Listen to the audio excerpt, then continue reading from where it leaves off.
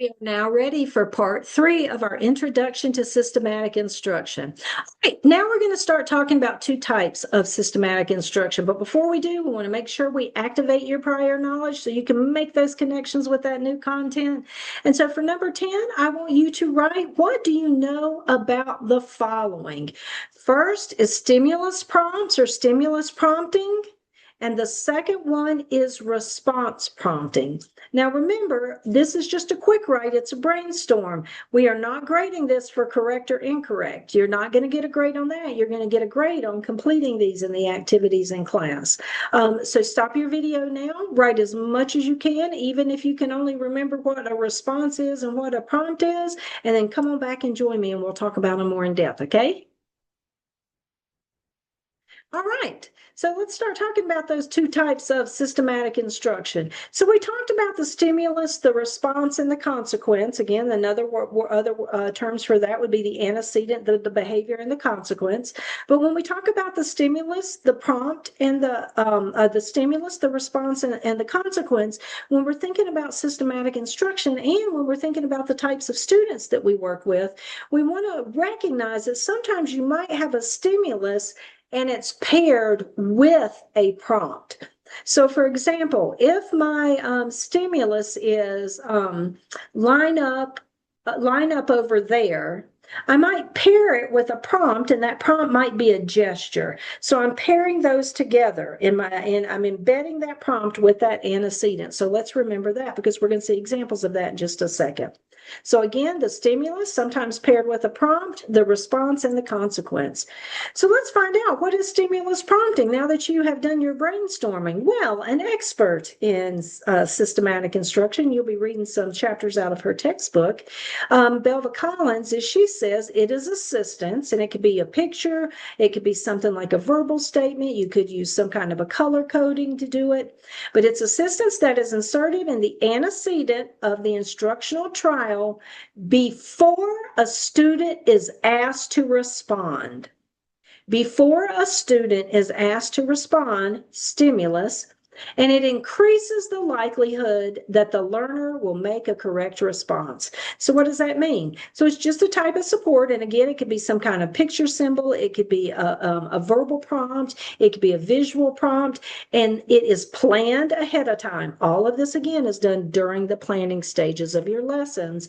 And it's added before a student is asked to respond because we want to increase the likelihood that they're going to give us a correct response. Stimulus prompting before the student is asked to respond. And so here's some examples. One is highlighting. So you might highlight the correct answer, and that could actually be with a highlighter. It could be something like this, where we put a rectangle around the correct response. Another one could be positioning. So you might move the correct response closer to the student or in a prominent place of access for the student.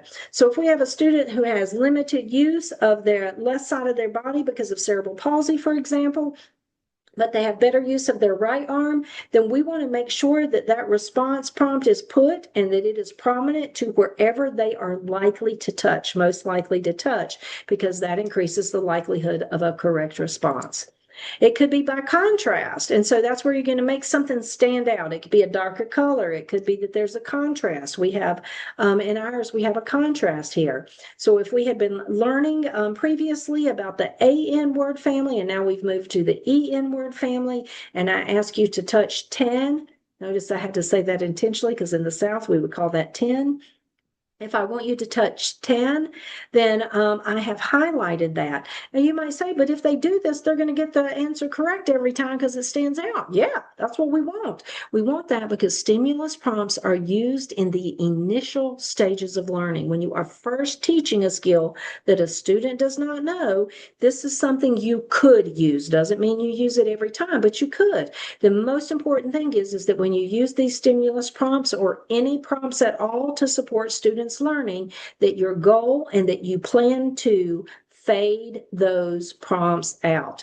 Fade these stimulus prompts out. We're not going to use these over and over again so the student gets the correct response. Our goal is an independent correct response, but we'll take a prompted correct response over an error anytime. All right, here is an example of fading. Fading is a stimulus prompt. So we have started with the actual color, red, which is the word, and then we've slowly faded it out so that the word is in the same color as all of the rest of the words from which you get to choose. So we're going to gradually reduce the intensity of the prompt. You could use a verbal stimulus prompt. I did this earlier. So if I wanted a student to read this word, I might embed a verbal prompt, a verbal stimulus prompt by saying, Matt, listen. Matt. See how by elongating that beginning sound, it has the student focus on that sound, and it increases the likelihood that that is the word that they would be able to read that word correctly.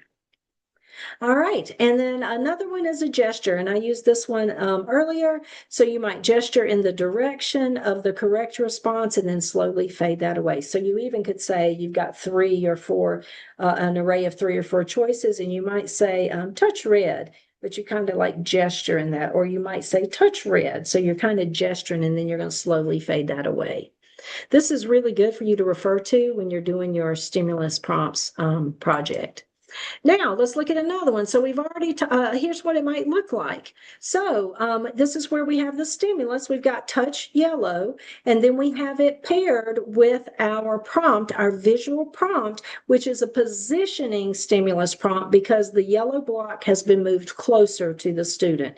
So we would say touch yellow. We have planned this ahead of time, paired with that positional stimulus prompt. The student touches yellow and they get a high five because that is personally reinforcing to them. So there are pros and cons of stimulus prompts because when we choose instructional strategies, we want to look at both the pros and the cons because if the cons weigh too heavily, we want to choose something differently, something different. So a pro of stimulus prompting is it promotes errorless learning. That's what we want. Always we will take a prompted correct response over an error every single day. It reduces the need for teacher intervention. We don't have to do anything. We don't have to intervene more if we have something highlighted. For some students, it may be more engaging. It may be more engaging, number one, because again, the response is correct. Again, then we fade it out. Or it could be that the way that you are using a stimulus prompt is engaging.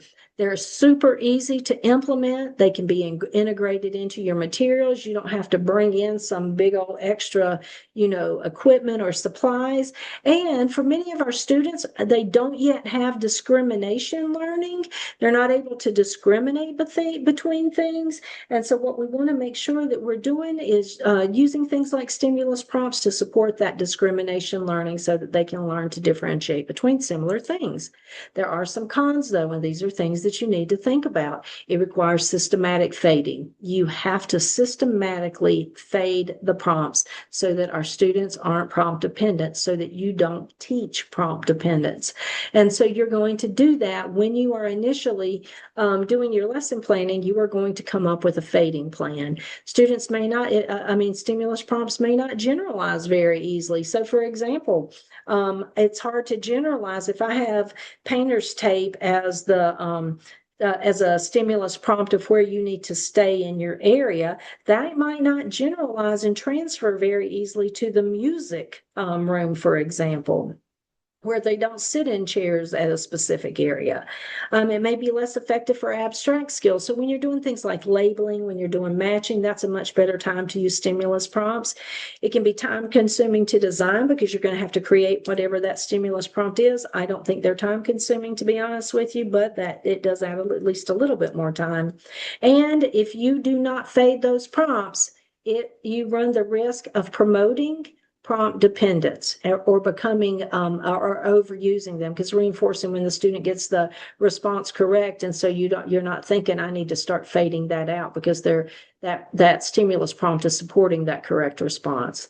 Again, looking at the same sequence of that stimulus, possibly paired with a prompt, the response and the consequence, we also want to think about not only stimulus prompting, but response prompting.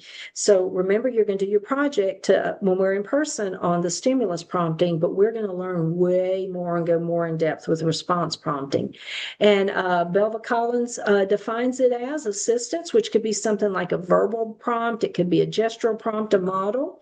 that comes from the instructor, and it's inserted into the instructional trial after presenting the antecedent. So it is not inserted until after you have given that stimulus or antecedent. And again, it increases the likelihood of that correct response. So what does that mean? So again, it's a type of support the teacher provides after the task direction, but before the student responds.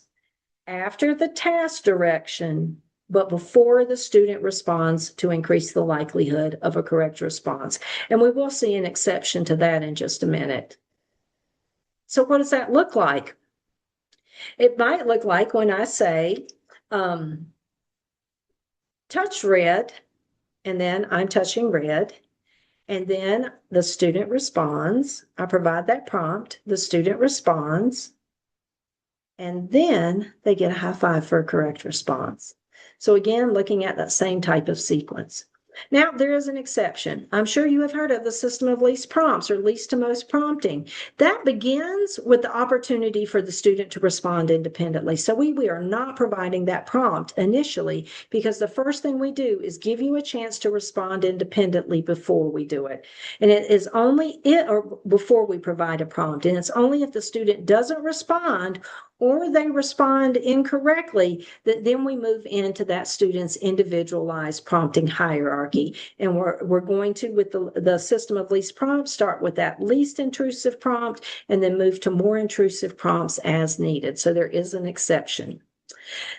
There are as well some pros and cons to response prompting. It does increase the likelihood of correct responses, so it is related to errorless learning. Students get immediate support when they need it. If you get an answer incorrect or you don't respond, I'm going to immediately come in there and prompt you for that correct response. It helps students stay on task and maintain that momentum of learning. You can easily adjust it. So if the student needed required a model prompt for a correct response, then they master it, you can change that. You don't have to stay with the model prompt. Now I can move to a visual prompt, for example. It can be faded over time, so we can gradually build students independent, and you can use response prompting. Response prompting is an evidence-based practice for students with complex support needs, so we can use it to teach a lot of different skills and many different grade levels. But there are some cons. One of them is that you run that risk of prompt dependence. If you do not fade those prompts out, you need to plan and systematically fade them. Fading plan, that's what you're going to work on in your stimulus prompt. You're going to do a fading plan, is how I am going to slowly and gradually over time remove those prompts and that support. It requires consistent timing. So if a student has a response interval of 5 seconds, you got to time that every single time.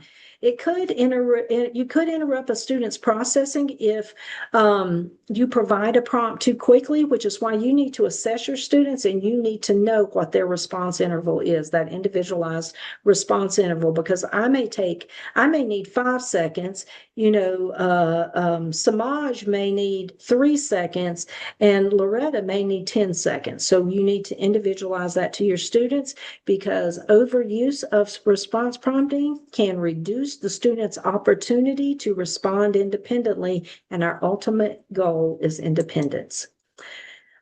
Response prompting has lots and lots and lots of research behind it. It is an evidence-based practice across disabilities, ages, skills, settings, instructors, and it is recognized as part of systematic instruction, which falls under a lot of the things that you see in high leverage practices.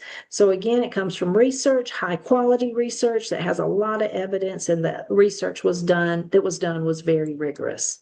All right, we are at the end of this portion. So how are you feeling? You got it? Feeling okay? Completely lost? As always, the last question on your document should be questions that you have for me. And I will say over and over again, questions are welcome. I want them, because we want to make sure that everyone is clear on this information, because it's really important to you and to your students. All right, I'll see you in part 4.